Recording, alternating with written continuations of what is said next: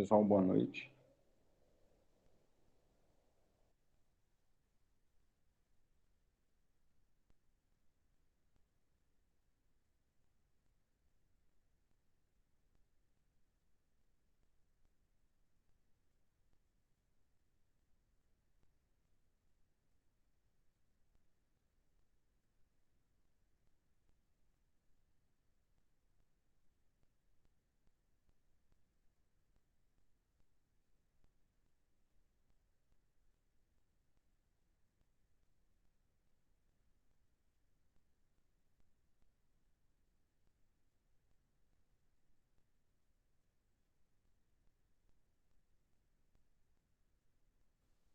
Vamos para a chamada e vamos dar sequência à prova de espécie. Adrize, Alexia, Aline Marques.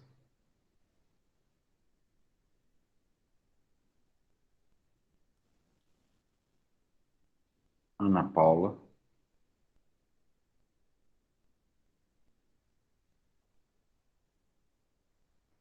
Ariadne,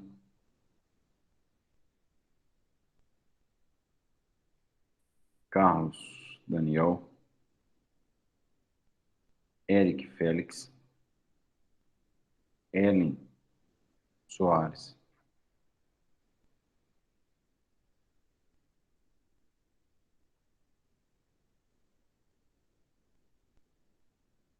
Heitor, Iago,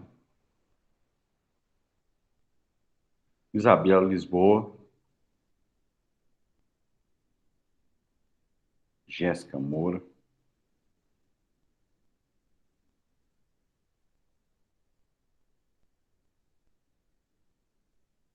Júlia Maria, Júlio Vitor, Larissa,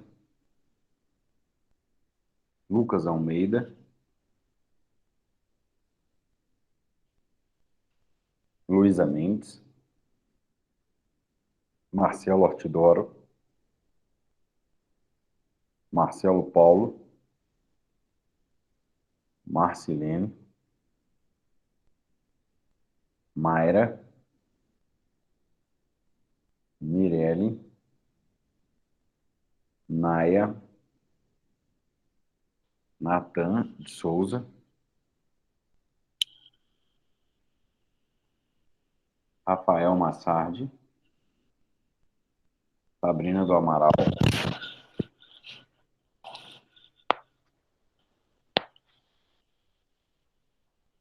Sabrina Lopes, Samuel, Tamires de Souza, Tamires da Silva, Thales, Tamires Lopes, Thiago Grécia.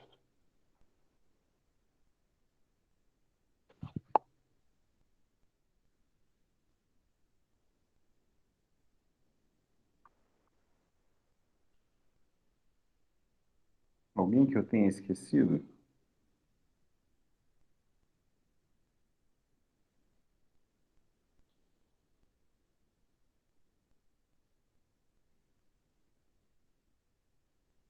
Bom, então seguimos.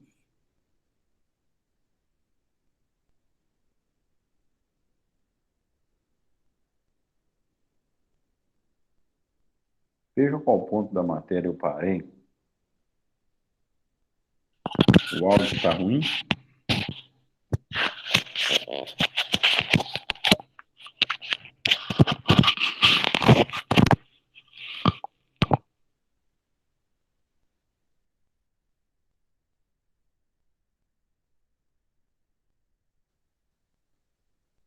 Veja se melhora agora. Agora vê se melhorou.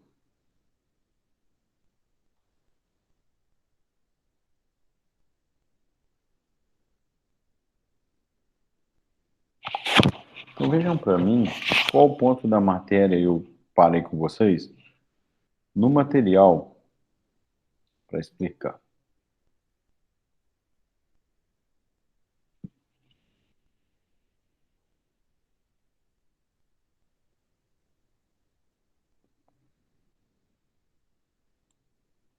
No material de vocês, eu coloquei a parte final de prova testemunhal.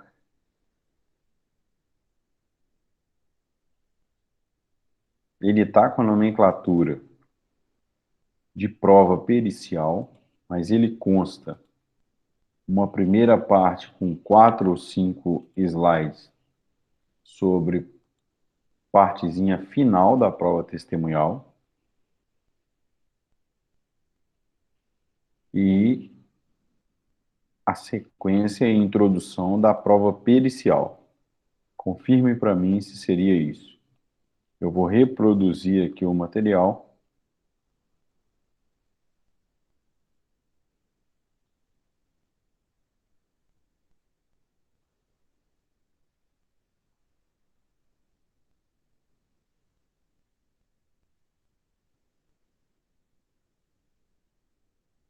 Vejam se é isso.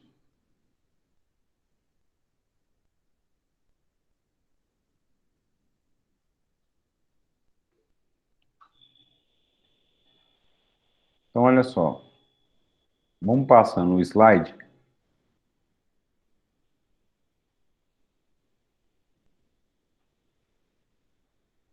Porque aí a gente consegue analisar. Vamos lá. Ó. E aí vocês vão me dando esse feedback. Produção da prova testemunhal. Aqui eu coloco a questão do número de testemunhas e o posicionamento do STJ quanto à limitação do número de testemunhas a serem arroladas e, consequentemente, ouvidas pelo juiz.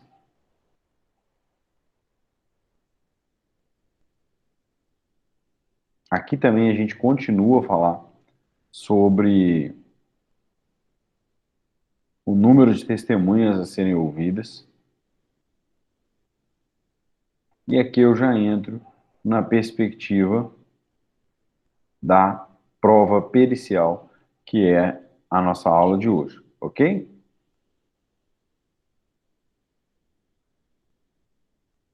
Todo mundo viu aí a sequência dos slides?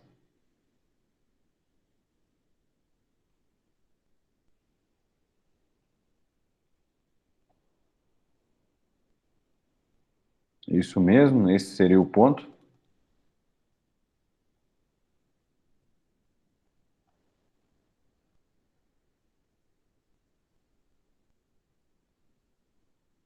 Então vamos lá. Mais uma espécie de prova, a prova pericial.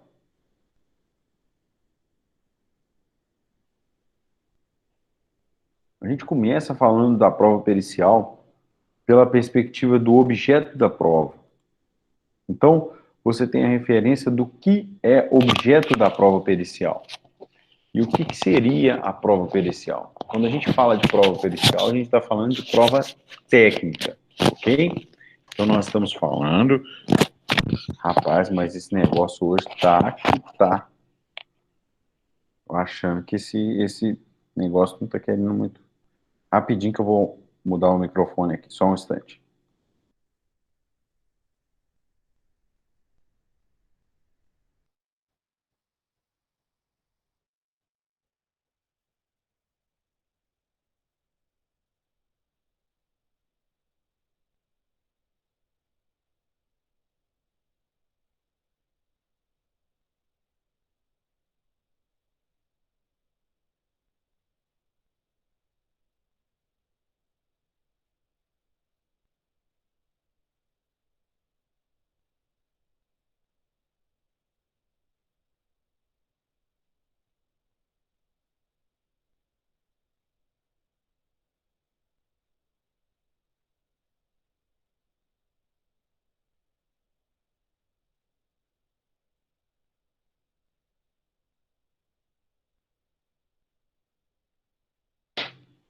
Vê se vai ficar melhor agora ou se ainda está baixo.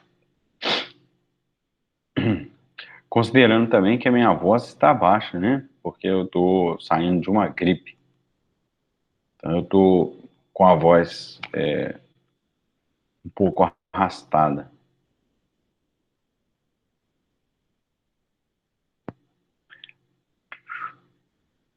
Volta um, eu não entendi. O Ariadne, um slide?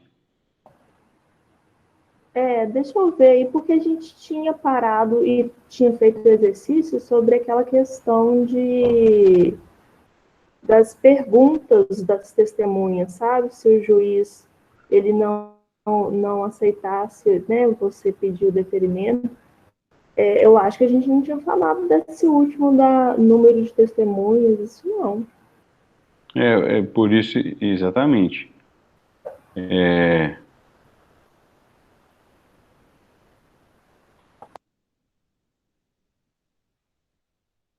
Esse é um ponto, por isso que eu voltei aqui, ó. No meu material do estudo dirigido 5, ele começaria aqui, ó.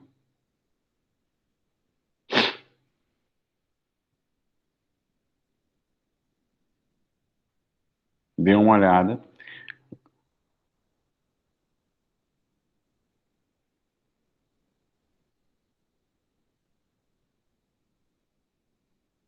Também acho que seria aí, porque a gente só tinha parado naquele ponto que eu te falei.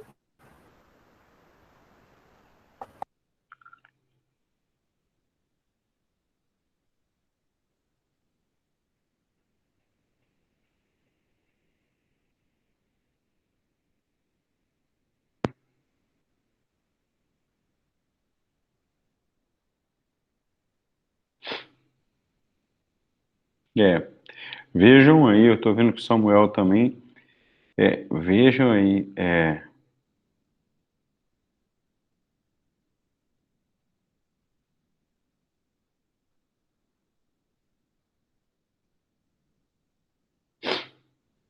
Não viram, né?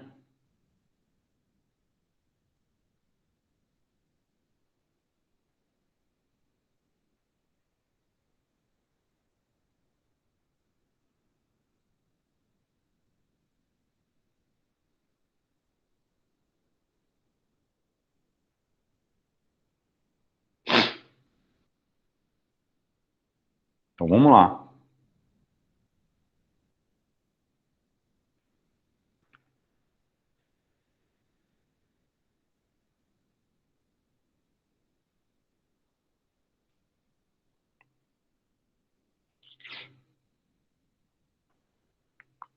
Então, olha só, a gente tem uma referência. Vou começar aqui, enfim, que aí a gente dá seguimento, porque nas minhas anotações, Ariadne, Samuel, Heitor, começaria aqui. Por isso que eu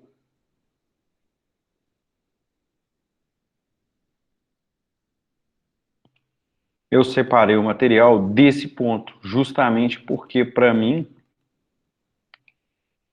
ele seria baseado, faltaria essa parte aqui da prova testemunhal, que seria o número de testemunhas a serem ouvidas.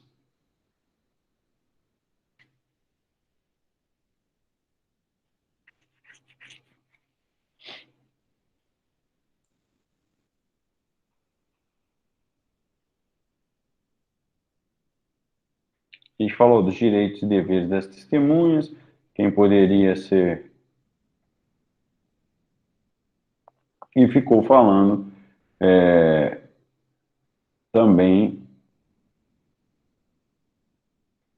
sobre a gravação aí do depoimento.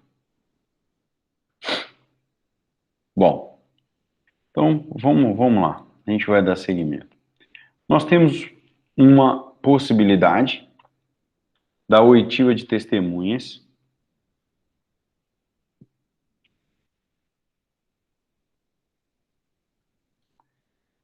e o próprio CPC traz o número de testemunhas a serem ouvidas. Então a gente tem um número de testemunhas, porque isso não é de forma ampla, isso não é a escolha, por isso que vocês têm a visão e a importância de se arrolar a testemunha, e nós já tratamos isso aqui. Então, na verdade, você vai arrolar as testemunhas e há uma previsão sobre os depoimentos e quais serão as testemunhas a prestarem depoimento e em qual número essas testemunhas. Então, quantas testemunhas eu posso arrolar? Eu posso arrolar uma testemunha para cada fato? Eu posso arrolar 10 testemunhas? 5? 6? Quantas testemunhas eu posso arrolar? Alguém quer sugestionar aí o número de testemunhas? Deixa eu abrir aqui o bate-papo. Alguém quer sugestionar?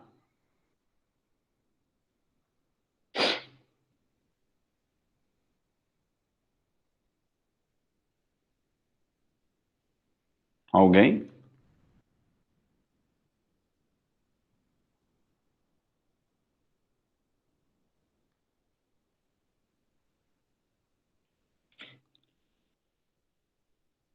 Qual o fundamento legal, Tamires? Porque há uma possibilidade levando-se em consideração a complexidade, né?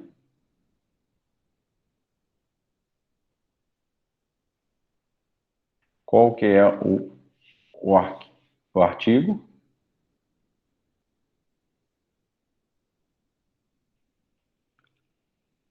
Tá lá no saneador, hein?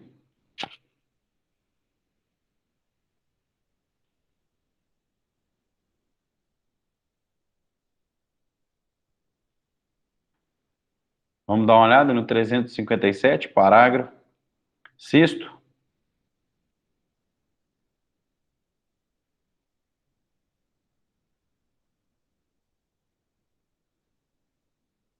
Todo mundo, 357. Isso, Ariadne, obrigado. Então tá aí, a gente tem essa referência. E aí, o juiz poderia ouvir um número maior do que esse que está previsto aí na legislação? O que a gente teria como referência? No posicionamento do STJ, e isso é importante vocês anotarem, tomarem nota, o juiz pode ouvir um número maior de testemunhas previstos em lei, desde que ele enquadre como testemunha do juízo. Então, ele pode ouvir, sim, um número maior do que aquele previsto em lei.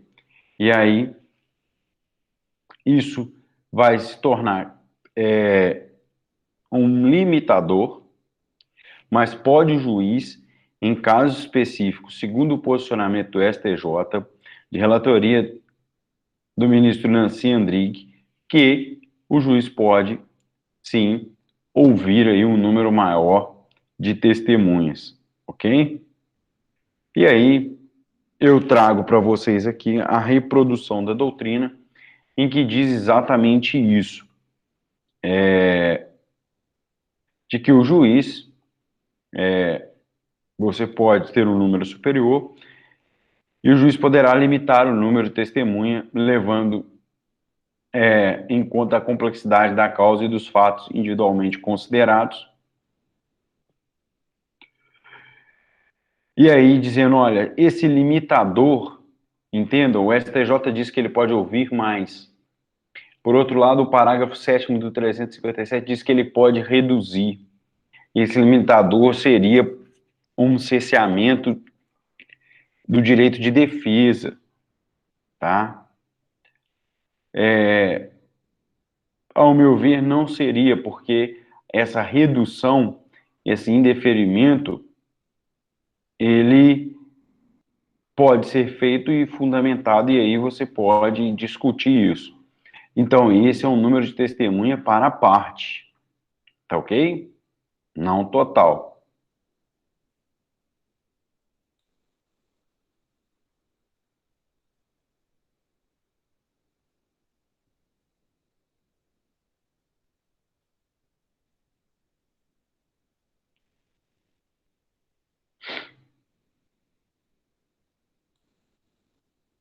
tá?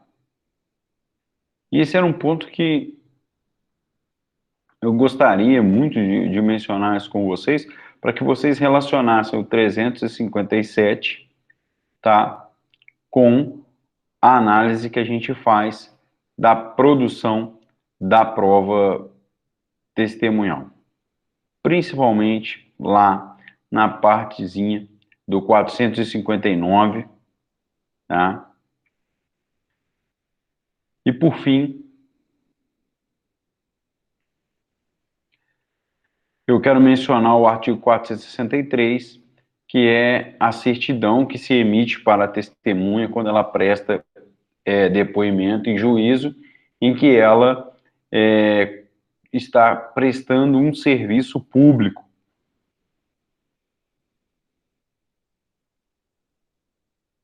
E, portanto, ela não pode sofrer nenhum desconto de salário. E eu coloco aí para vocês o 463. Com isso, a gente encerra a prova testemunhal. E eu pergunto aos senhores, não só do que eu acabei de falar, que foi pontual e muito rápido, alguma dúvida em relação à prova testemunhal? Algum exercício que vocês tenham feito? Alguma dúvida da prática, do estágio, antes que a gente ingresse na matéria de prova pericial? Dúvidas, esclarecimentos, algo que vocês queiram saber?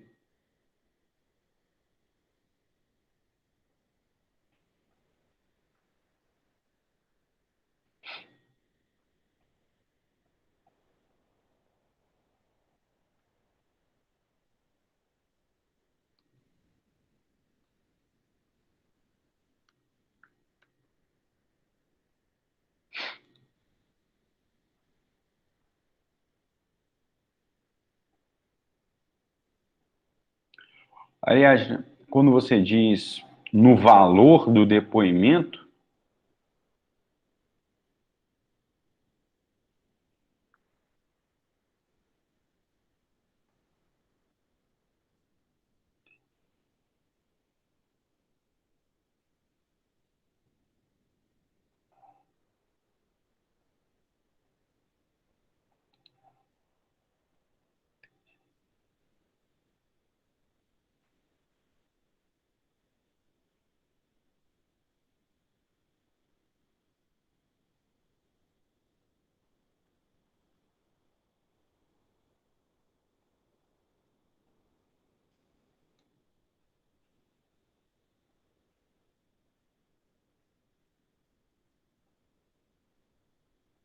então, a testemunha, ela é compromissada, tá?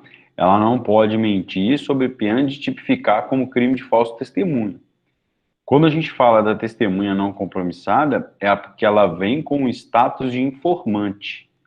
Ela é uma informante, informante do juízo, ok? Significa que ela não é compromissada e o valor do seu depoimento não tem presunção de veracidade.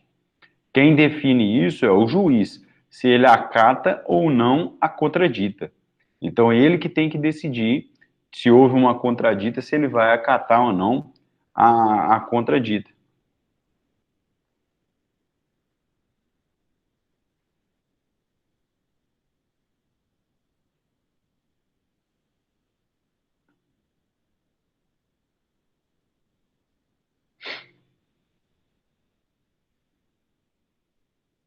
Ok?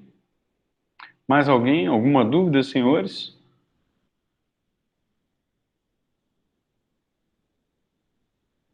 Dúvidas, senhores?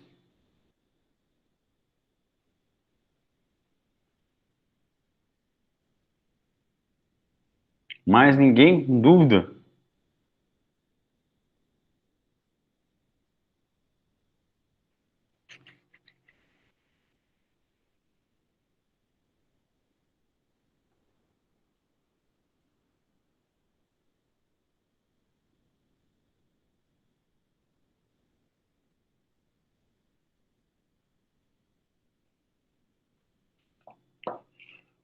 Então vamos lá.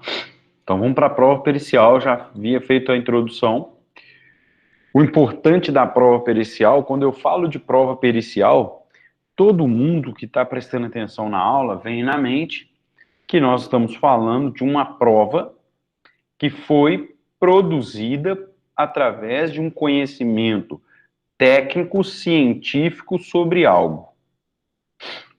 Quando eu digo um conhecimento técnico científico sobre algo, eu estou dizendo que um técnico teve como objeto esclarecer fatos que exigiam dele um conhecimento técnico específico.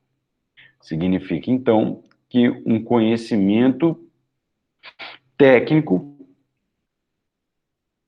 específico voltado a esclarecer fatos. Isso nos demonstra que o que é o objeto da perícia é fato.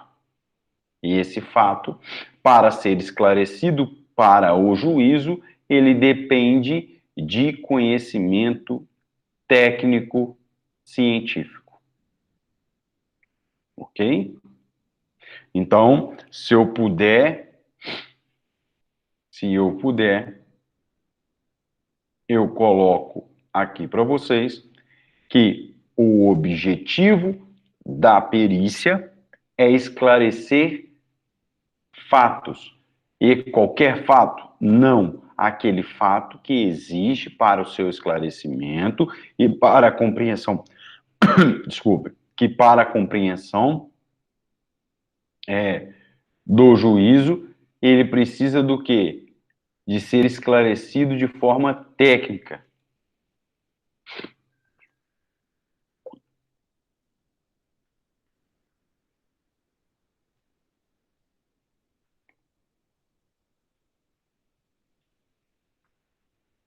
Ok? E a perícia?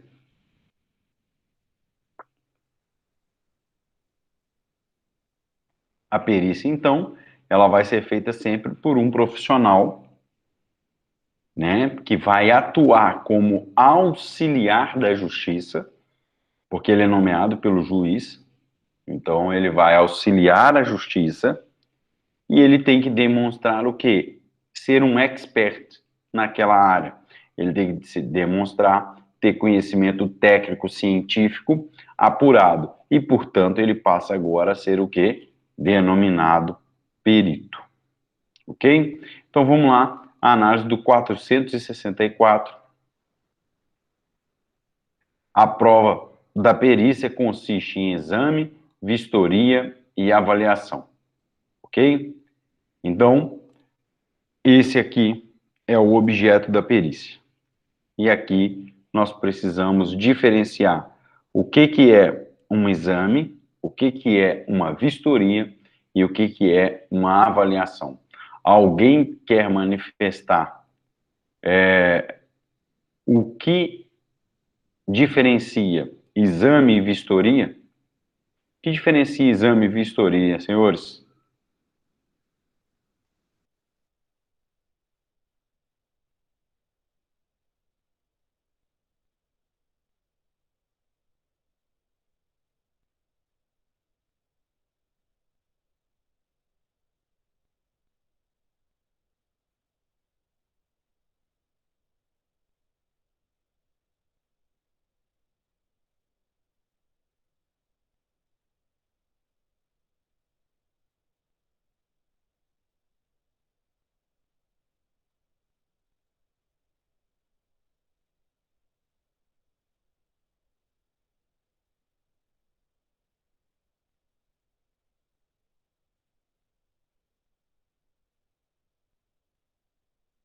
E quando eu falo em bens, em exame médico, o que significa?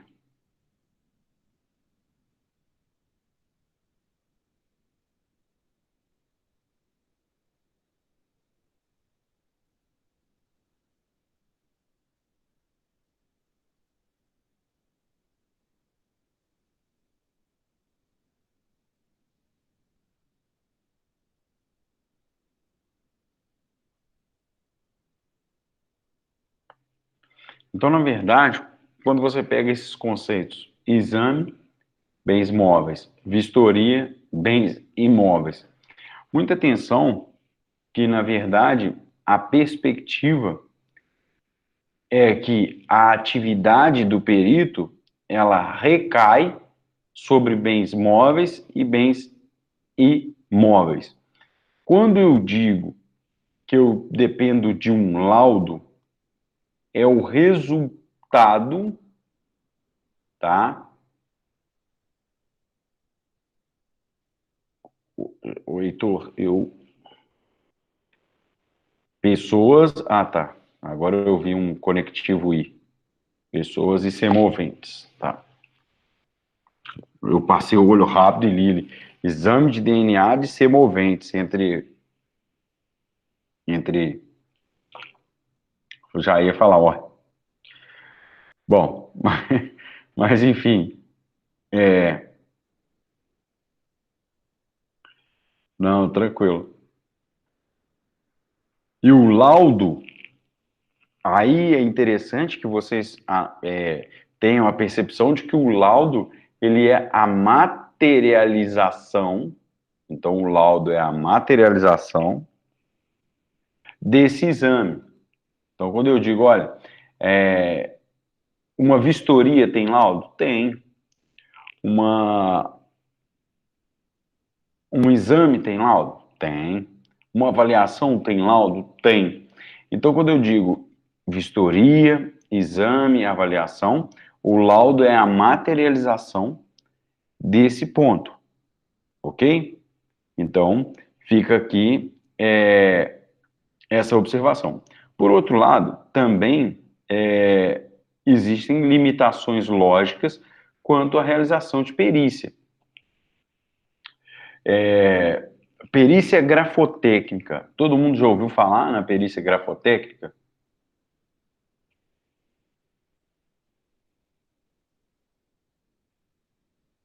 Perícia grafotécnica.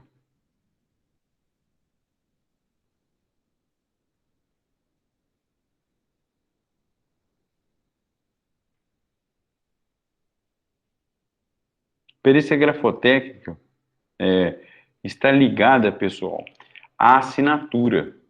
Por isso, grafotécnica, a grafia. Ela é uma perícia voltada a exame, né? Se a assinatura foi realizada pelaquele indivíduo, o titular. Então, isso recebe o nome de perícia grafotécnica. E como que eu digo? Ela tem um índice altíssimo de eficiência, igual tem o DNA. E aí, ela compara, né, as letras, ela compara a realização, tá?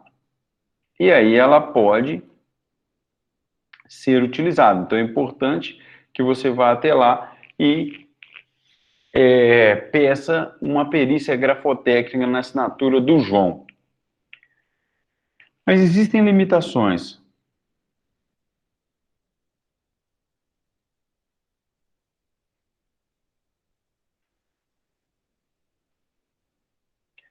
A prova pericial grafotécnica, ou Ariadne?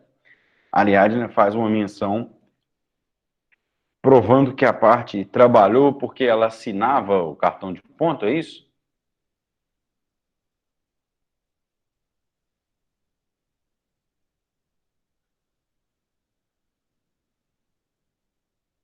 Ah, perfeito.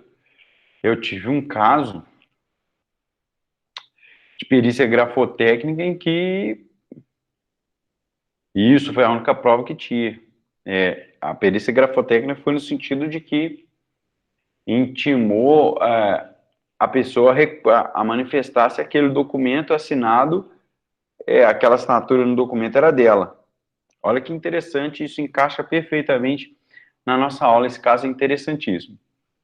Aí a parte veio, né, e peticionou dizendo o seguinte, não. essa assinatura não é a minha. O juiz, então, determinou uma perícia grafotécnica. Só que, olha que interessante. Para se fazer uma perícia grafotécnica, você tem que comparar as assinaturas. Porque, na verdade, a técnica da perícia grafotécnica, pessoal, eu não sou nenhum perito grafotécnico, tá? Eu estou dizendo isso de leituras que eu faço e da prática atuando como advogado, tá? Para deixar isso bem claro para vocês. Para fazer a perícia, é necessário que o perito tenha um comparativo. Então, o perito vai pegar a assinatura aqui no copo e a assinatura no celular e vai comparar. Para dizer o seguinte, ele parte da premissa de que a assinatura do copo é minha e compara com a assinatura no celular. Ele vai fazer o seguinte, ele vai dizer, olha, ele partiu da premissa de que a assinatura do copo ela era minha, e aí ele compara se a assinatura do celular é minha também. Então ele faz por comparação. E o que o juiz fez? Intimou a parte a apresentar algum documento assinado por ela, que ela tenha assinado e anteriormente, tá, pessoal? Que ela tenha assinado algum documento público que apresentasse para que o perito pudesse fazer a perícia. A parte se recusou a não fornecer os elementos para a prova pericial. O juiz fez o que então? De forma brilhante, ele analisou o processo e viu que no processo tinha uma procuração. E aí ele determinou que a perícia fosse feita, levando-se em consideração que a procuração dada por aquela pessoa ao seu advogado e seria a base referencial para se fazer a perícia. Eu achei isso muito interessante, e aí ele comparou a assinatura dada na procuração para o advogado da assinatura no documento que a pessoa se recusava a falar a sua autenticidade, dizendo que aquela assinatura não era autêntica. Isso gerava um problema sério, porque se ela dissesse que aquela assinatura na procuração não era dela, aí o advogado iria responder por isso, como que ele estaria advogando para alguém que não lhe deu procuração, nem de forma tácita, ok? Então, isso é um caso muito interessante quanto ao objeto de prova e a perícia grafotécnica. A perícia grafotécnica, ela, para quem tiver interesse, pesquisar na internet, ela é muito interessante. Ela pega traços aí das letras e referências métricas para descobrir se a assinatura é ou não daquela pessoa. A Sabrina do Amaral pergunta assim, quando se pede essa perícia e caso não for concedido favorável, a parte autora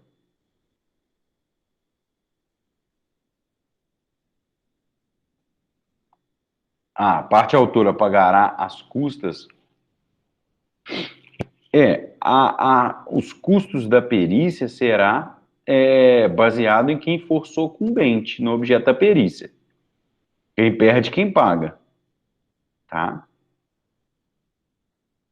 Se você requereu a perícia e foi sucumbente no objeto da perícia, você paga, ok?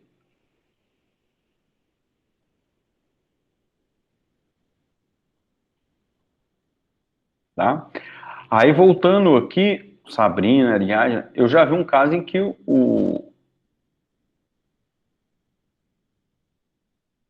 isso é do adiantamento da perícia, tá ok? O adiantamento da perícia era muito comum na Justiça do Trabalho, tá? Então, o adiantamento ele foi eliminado. Agora o perito aguarda o final do processo para receber. Não há adiantamento de verba pericial. Na Justiça do Trabalho tinha a hipótese de adiantar os honorários periciais, a empresa antecipava. E aí, ao final, se ela não fosse sucumbente, o Estado ressarcia, devolvia esse valor, né? Isso foi extirpado com a reforma, mas não é o nosso caso aqui. tá?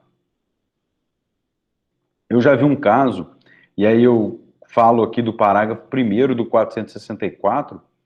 O 464 fala que a prova pericial consiste em exame, vistoria ou avaliação. O juiz, então, vai indeferir a perícia em três hipóteses. A prova que se busca, a prova do fato, não depende de conhecimento técnico específico. For desnecessário. Quando que é desnecessário? Outras provas no processo já atendem. E a verificação for impraticável. Eu vi um caso, ainda na perícia grafotécnica, que se pediu perícia grafotécnica para que o perito aferisse quando que foi feita aquela assinatura. Como que ele iria ver quando foi feita aquela assinatura? Ah, pelo desgaste da tinta da caneta? Isso era impraticável. Não havia como fazer perícia dessa forma naquele processo. Ok? Isso é um ponto interessante, que se eu vi um caso concreto sobre isso. Tá beleza? Vamos fazer o nosso exercício aí da semana. Deixa eu só abrir aqui.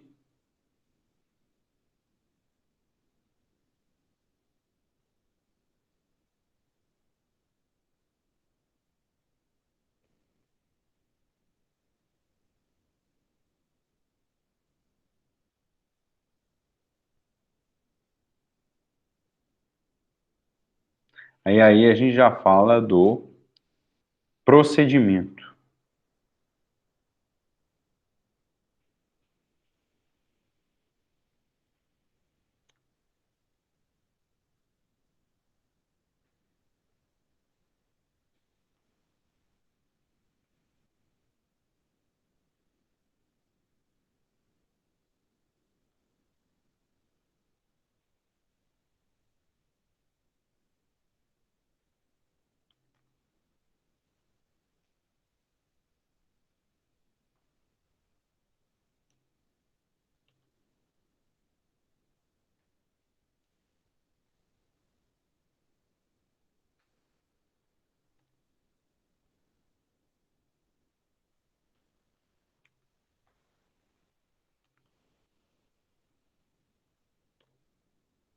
Olha só, quando eu tiver conflito entre um laudo do perito e as outras provas existentes nos autos, é possível afirmar que nessa situação, é possível afirmar que por ser um laudo técnico, deverá o juiz ficar adstrito ao laudo, né, à sua conclusão, em sua decisão, ou seja, ele deve sobrepor o laudo por ser técnico em relação às outras provas? Justifique. Vê se ficou clara a minha pergunta.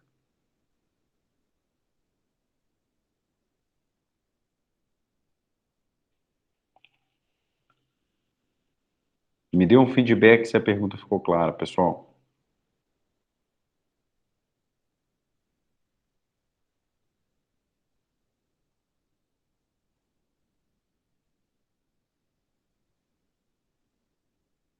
Essa pergunta, ela é, ela é assim, para a prática jurídica, é toda hora você se depara com isso. Muita gente acha que o laudo pericial se sobrepõe. Mas, vamos lá, vamos ver a resposta de vocês aí, bem rapidinho, 10 minutinhos, são 21h50, vai ficar redondinho.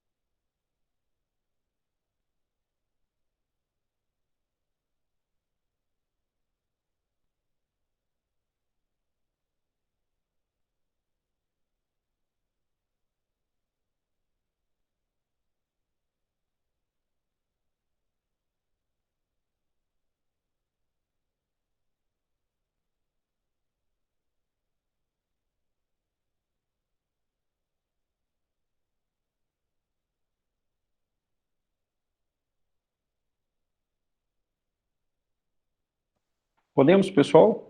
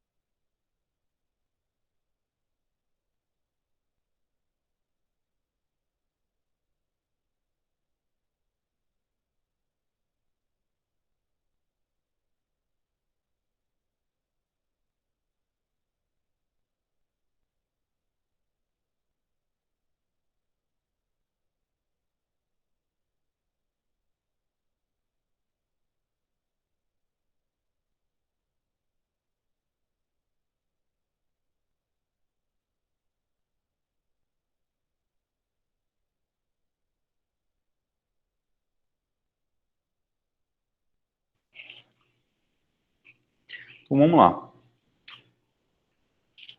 Por óbvio que o juiz não está distrito no nosso sistema, não há hierarquia das provas, o que significa que o juiz não está distrito ao laudo pericial. Inclusive, ele pode afastar o laudo pericial em detrimento dos outros meios de prova, ok? Então, isso é importante vocês analisarem. Aqui, nós entramos na esfera do procedimento. Quando a gente fala do procedimento, como que se estabelece a prova pericial? O primeiro passo dentro do procedimento é a indicação do perito. O nosso sistema processual adota que a indicação do perito, ela é feita pelo magistrado. Então, lá no artigo 465, cabe ao magistrado nomear perito de sua confiança. Ao perito também se analisa impedimento e suspeição. Então, os mesmos critérios que nós utilizamos lá no 144, 145 e 146 sobre o impedimento ou suspeição também se adota aqui no perito. O perito ele ganha um status de auxiliar da justiça, uma vez que ele é nomeado pelo magistrado. Ok? Então, no nosso sistema, é o magistrado que nomeia o perito. E é uma excelente carreira de perito judicial, tá ok? Então, é muito comum aí. Eu conheci, por exemplo, médicos que são peritos. Eles são formados em medicina, não têm consultório, eles são peritos médicos e atuam exclusivamente nessa área de perícia, ok? Então, você tem duas informações relevantes aqui.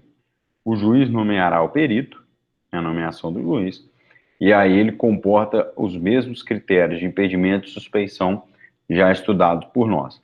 Mas aí eu peço a vocês para analisar, e quem puder colocar para mim, o artigo 471. Deixa eu colocar aqui, acho que fica mais prático. O artigo 471, parágrafo 1º, que diz o seguinte: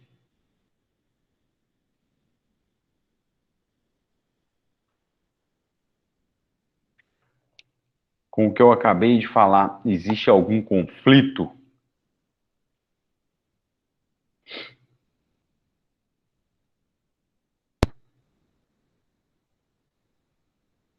Viram aí? Diz assim o 471. As partes podem, de comum acordo, escolher o perito, indicando mediante requerimento, desde que sejam plenamente capazes, a causa possa ser resolvida por autocomposição.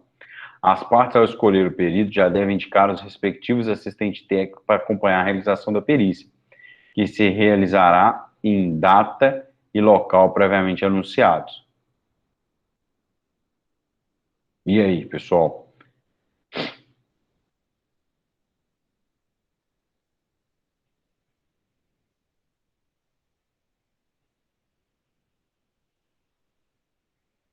Há conflitos?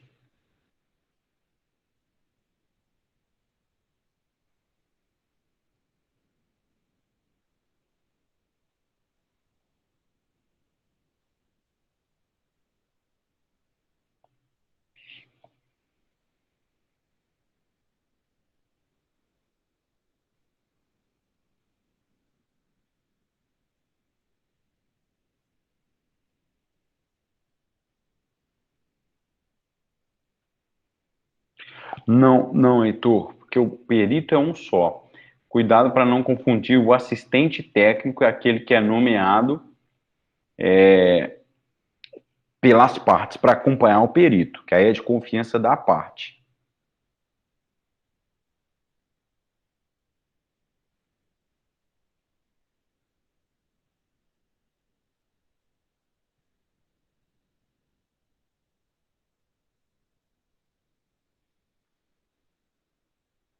Isso. E aí começou-se uma discussão doutrinária, Ariadna e Heitor, no seguinte perspectiva.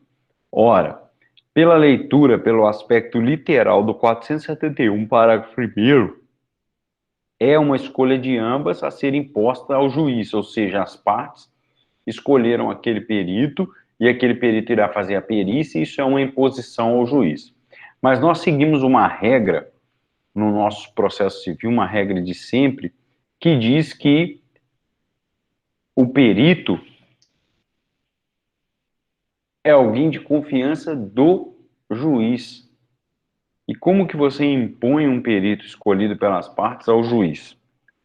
O que a doutrina vem dizendo é o seguinte: não houve uma quebra dessa regra de que a perícia ou o perito é alguém de confiança do juiz. O que teve foi a permissão de que as partes possam indicar um perito, mas não houve essa quebra.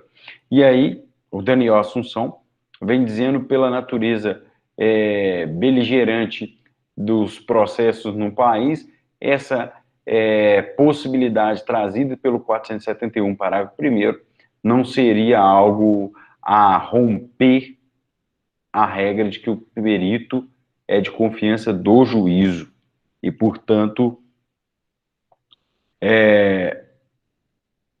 não teria essa imposição do 471, parágrafo 1º, tá?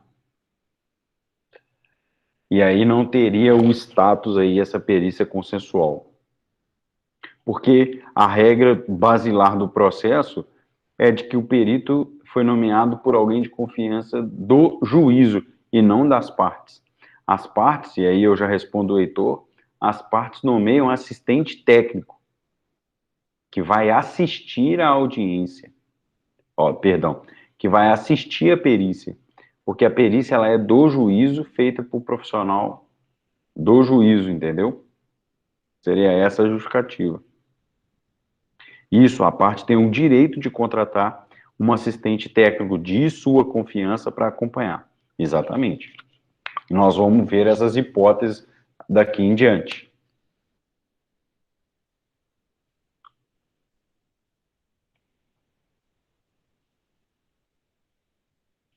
Ok, Tamires?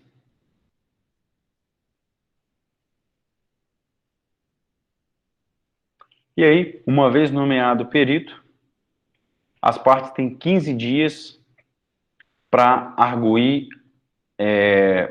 algum vício na nomeação do perito. Eu já disse, ela pode arguir impedimento, ela pode arguir suspeição. Também no prazo de 15 dias, pessoal aí que estava com dúvida, ela pode indicar assistente técnico ou como também apresentar quesitos para perícia.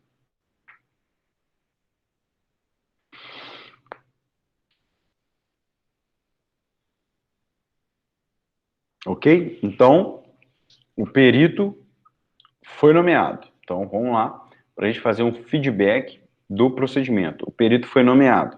Nomeou o perito, está lá o perito bonitão nomeado. do despacho de nomeação do perito, as partes serão intimadas a manifestar sobre a nomeação do perito. Que manifestação é essa? Ela pode arguir impedimento ou suspeição nesse prazo, ela pode indicar assistente técnico e apresentar os quesitos periciais. Ok?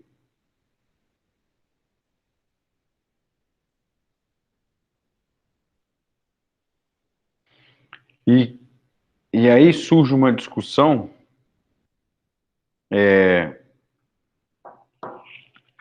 sobre se o assistente técnico. Não. Ela é uma prova documentada. Seria uma prova pericial se você alegasse alguma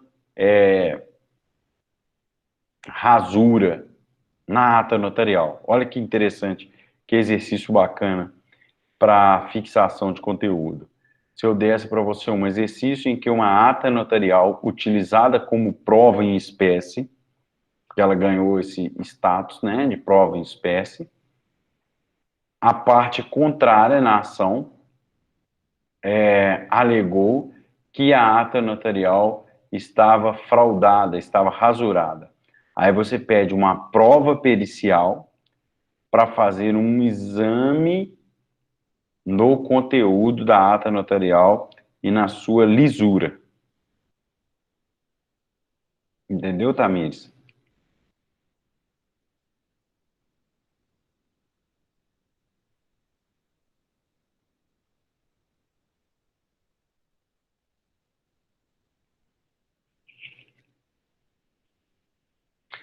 E aí, você tem, então, nesse prazo de 15 dias para tomar 3 posições.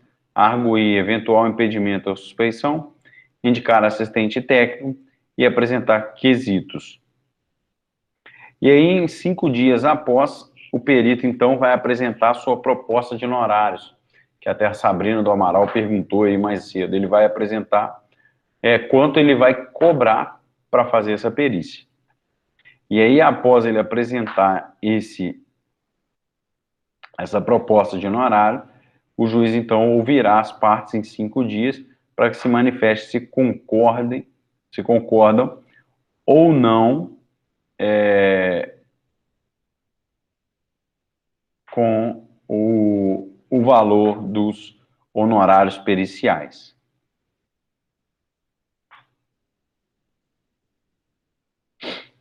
Ok? Lembrando mais uma vez que o assistente técnico, eu volto a dizer, o assistente técnico, o assistente técnico, ele é de confiança da parte. E como eu estava dizendo, há uma discussão muito grande sobre se o assistente técnico ele deve ter a formação profissional compatível com a do perito ou se pode ser qualquer profissional de qualquer área, não se exigindo essa compatibilidade com o perito, tá? A jurisprudência vem consolidando que o assistente técnico ele é de confiança da parte, não se exigindo dele os requisitos que se exige do perito. Isso significa o quê? Para que o juiz nomeie um indivíduo como perito, ok? Para que o juiz nomeie um indivíduo como perito, esse indivíduo tem que ter o quê? Formação técnica profissional naquela área de atuação. Isso não se exige do assistente técnico. Em outras palavras, o juiz nomeia um médico ortopedista para fazer uma perícia médica num indivíduo que sofreu um acidente automobilístico, para que o médico ortopedista mensure a redução da capacidade de movimento das pernas daquele indivíduo. Bom, esse é o perito do juízo, há necessidade de identificá-lo com a formação técnica profissional. O assistente técnico tem que ser um médico ortopedista também?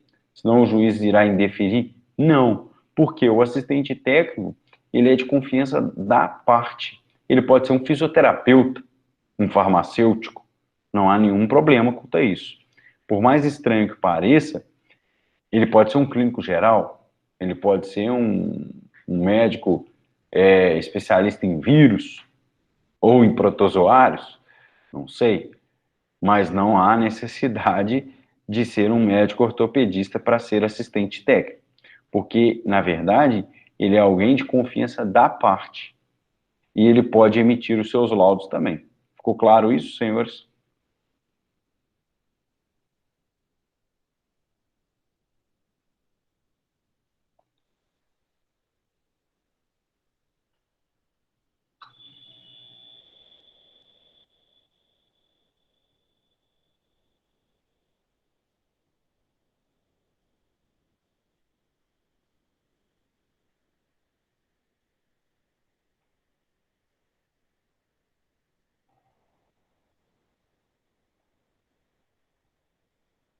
Perfeito. Vamos lá. Alguma dúvida até aqui?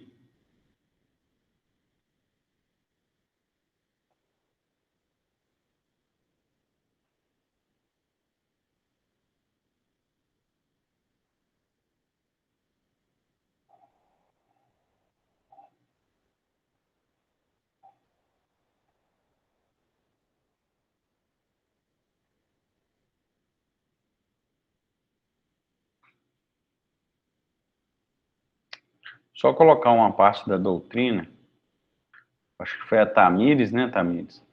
Olha que interessante que você mencionou sobre a ata notarial. Olha que bacana.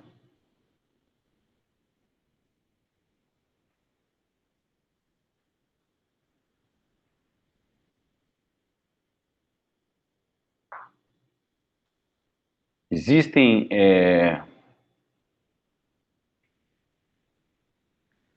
existem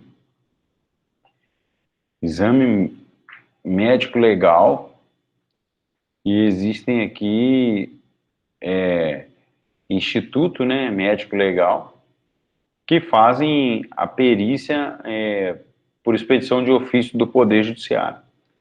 E aí o 479 traz exatamente isso.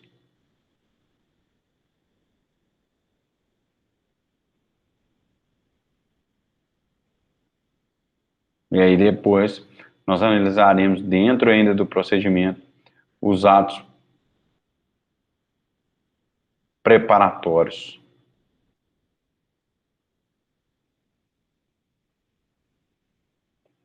Ok? Mais alguma dúvida, alguma situação que vocês queiram colocar?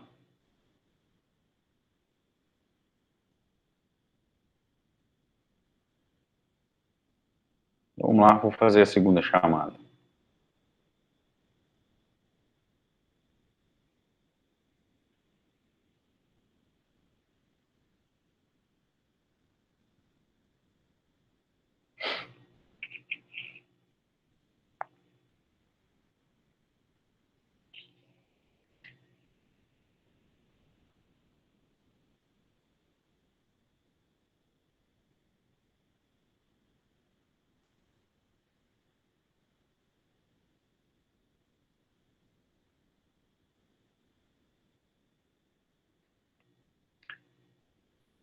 Adrize,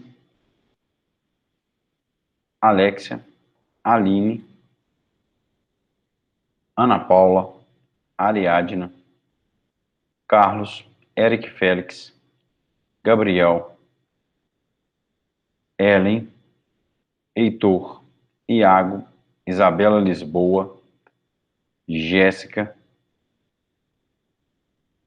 Júlia, Júlio, Larissa, Lucas, Luísa Mendes, Marcelo Artidoro, Marcelo Paulo, Marcilene, Mayra, Mirelle, Naya, Natan, Rafaela, Sabrina do Amaral, Sabrina Lopes, Samuel, Tamires, Tamires Marco, Thales, Tamires Ferreira e Tiago Gressi. No mais, desejar a todo mundo aí uma boa noite, um bom descanso. Já lancei, Sabrina, tudo certinho. Aquele abraço. Tchau para todo mundo.